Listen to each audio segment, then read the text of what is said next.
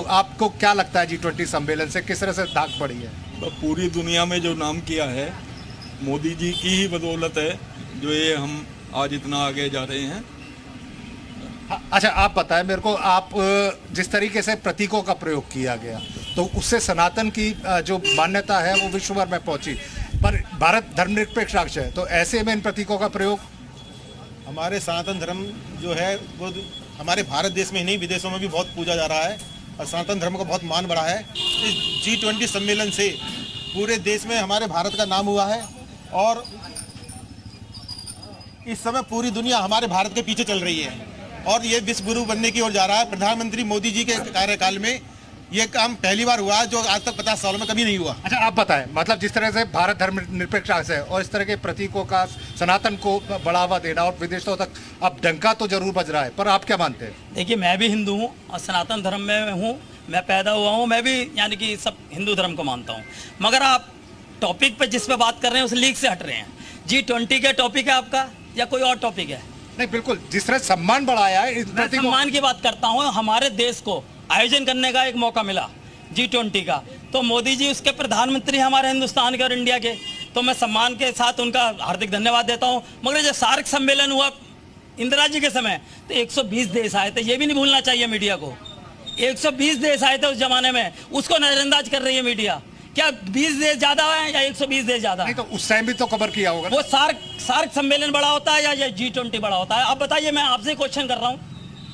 नहीं, तो अब इस बार जो G20 में हमें आयोजन करने का मौका मिला, तो हमारे प्रधानमंत्री इंडिया के हिंदुस्तान के मोदी जी हैं, जिसे आयोजन मिलता है वो। तो गाजियाबाद की जनता की सोच आपने देखी। ओमकार का रुख कर लेते हैं, चित्रकूट भी हमारे साथ जुड़ रहे हैं, उनका रुख कर लेते हैं। ओमकार, वहां की जनता क्या कह रही है? सनातन धर्म को लेकर एक बहस छिड़ी हुई है और इस समय सनातन धर्म का किस तरीके से प्रचार चल रहा है। हमारे साथ यहाँ के लोग हैं चित्रकूट के, इनसे बात करते हैं। क्या है इनका मोदी राज में सनातन धर्म को लेकर क्या ब्रांडिंग की जा रही है? देखिए, जिस तरह से महिलाओं के साथ, किसानों के साथ, नौजवानों के साथ अत्याचार हो रहा है, संविधान के साथ संवैधानिक संस्थाएं लगातार कमजोर हो रही है, ये और कुछ नहीं है। भारतीय जनता पार्टी और गोदी मीडिया का आपस में एक षड्यंत्र जो ऐसा किया जा रहा है। देश के राजनीतिक मुद्दे हैं, महंगाई, बेरोजगारी, महिलाओं की समस्या, किसानों की समस्या, बढ़ती हुई महंगाई से आम आदमी परेशान है और ये सरकार कह रही है कि हम 80 करोड़। भारतीय संस्कृति में भारतीय संस्कृति का मान वापस लौट रहा है मोदी राज में? हाँ, निश्चित रूप से लौट रहा है। अभी हमारे जो है दिल्ली में G20 की एक बड़ी समिट हुई जिसमें विश्व के तमाम जो है राष्ट्राध्यक्ष दिल्ली में आए। ये हमारे भारत के लिए गौरव का विषय है। और रही सनातन संस्कृति पर, तो सनातन संस्कृति अनादिकाल से है और अनादिकाल तक रहेगी। उसको मिटाने वाले या उसको मिटाने की बात करने वाले खुद मिट जाएंगे, खुद मर जाएंगे, लेकिन सनातन संस्कृति को मिटाने वाला कोई माई का लाल अभी धरती में पैदा नहीं हुआ है। क्या सनातन संस्कृति के अच्छे दिन चल रहे हैं? कोई अच्छे दिन नहीं चल रहे। सनातन धर्म हम भी मानते हैं और देश का प्रत्येक नागरिक भी मानता है और मानता रहेगा, लेकिन सनातन धर्म के आड़ पर जो बीजेपी जो है धंधा कर रही है, जैसे तमाम मंदिर मठ जाइए देखिए, वहां पर लूट घसोट के अलावा कुछ नहीं। तो हम ये कहना चाहते हैं कि सनातन धर्म हम मानते हैं, लेकिन सनातन धर्म के आड़ में जो है गोरख धंधा बना रखे हैं, ये नहीं चलेगा। ठीक है, विवेक का रुख कर लेते हैं। मैं लौटता हूं के पास। विवेक त्रिपाठी हमारे साथ लखनऊ से मौजूद हैं। विवेक, कितने नंबर देते हैं लखनऊ के लोग, आपके साथ जो लोग मौजूद हैं, जिस तरीके से भारतीय संस्कृति और सभ्यता को प्रेजेंट किया गया? हमने देखा भारत मंडपम की एक तस्वीर में भारतीय संस्कृति की झलक दिखाई दे रही थी। तो कुछ आपके साथ जो लोग मौजूद हैं, उन्हें लगता है क्या कोई कमी रह गई, या उनको भी लगता है बाकी जगह के लोगों की तरह कि 100% सही तरीके से ये आयोजन हुआ है? बिल्कुल, सीधे लोगों से ही पूछ लेते हैं कि G20 को लेकर आप कितने नंबर देंगे? जो आयोजन हुआ पिछले दिनों और लगातार देश का नाम सुर्खियों में रहा, तो कितने नंबर देंगे आप? देखिए, जिस प्रकार से एक वैश्विक नीति में भारत का सामर्थ्य जो पूरा विश्व देख रहा है, निश्चित रूप से अगर मुझे 100 में नंबर देने हो तो मैं 100 में 100 नंबर दूंगा। क्योंकि हमारे यशस्वी प्रधानमंत्री आदरणीय नरेंद्र मोदी जी के नेतृत्व में जो हमारे विश्व गुरु बनने की जो हमारी प्रक्रिया है वो निश्चित रूप से तेज हुई है जब से वो प्रधानमंत्री बने। हमारा भारत प्राचीन समय में सोने की चिड़िया कहलाता था, लेकिन तमाम आक्रांताओं के आक्रमण के कारण, तमाम विदेशी आक्रांताओं के जो उनका वर्चस्व रहा, उसमें जो भारत की छवि धूमिल हुई। 100 में 100 नंबर। 100 में 100 नंबर। आप कितने नंबर देंगे? 100 में 100 नंबर ही देंगे। जो कार्यकाल रहा नरेंद्र मोदी का, जो G20 करवाए उसमें बहुत अच्छा है।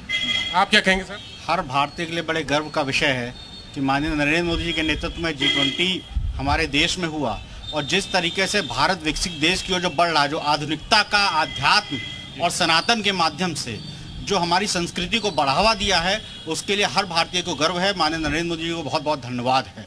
जिस तरीके से उन्होंने, आप देखिए, अक्षरधाम मंदिर जा रहे हैं, काशी के बाबा विश्वनाथ के धाम पे जा रहे हैं। सांस्कृतिक और आर्थिक रूप से जो मोर्चों पर फतह की है, उसको कितने अंकों में आप? मैं 100 में 100 नंबर दूंगा। हर हाल में आज 56 इंच से बढ़ के 112 इंच का सीना हो गया हर भारतीय के। 56 इंच से बढ़कर 112। आप क्या कहेंगे सर?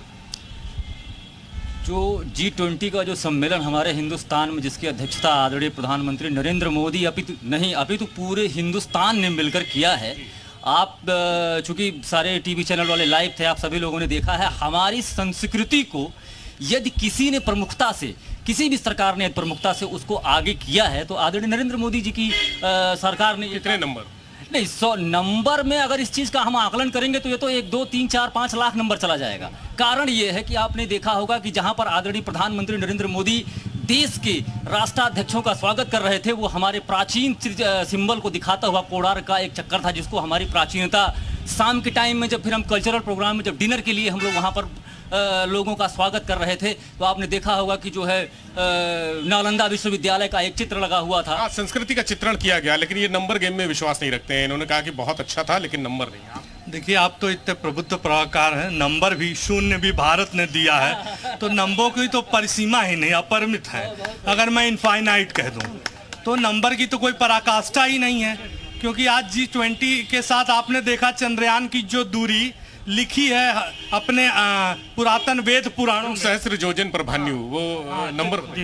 देखिए, नंबर मोदी जी अगर देश को विश्व गुरु बनाने के लिए प्रगति कर रहे हैं तो उसमें नंबर अगर 100 में 100 देने की बात की जाए तो दे ही रहे हैं, लेकिन हम लोगों को, भारत की जनता को इससे भी और आगे मोदी जी से विश्वास है, इसलिए तिबारा फिर प्रधानमंत्री मोदी जी को ही। बिल्कुल, आप क्या कहेंगे सर? मोदी जी को 100 में 100 नंबर दिया जाए और दिया जाएगा, और मोदी जी ने बहुत गौरवान्वित। चले, विवेक के साथ जो भी जनता मौजूद है वो 100 में से 100 नंबर देने की बात करे। लेकिन मयूर, एक बड़ा सवाल यह है कि क्या विपक्ष इस आयोजन से कुछ परेशान है क्या?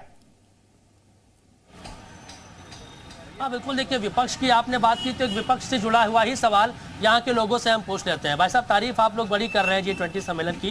विपक्ष का कहना है कि ये तो एक रूटीन है, हर देश को मौका मिलता है और इसके पहले भी हुआ है, तो इस बार तो ऐसा रिप्रेजेंट किया जा रहा है जैसे कोई बहुत बड़ा महान काम कर दिया हो मोदी जी। देखिए, काम आप इसके पहले सरकार थी, वही ब्यूरोक्रेसी थी, वही अधिकारी थे, और आज सारे काम समय पे हो रहे हैं।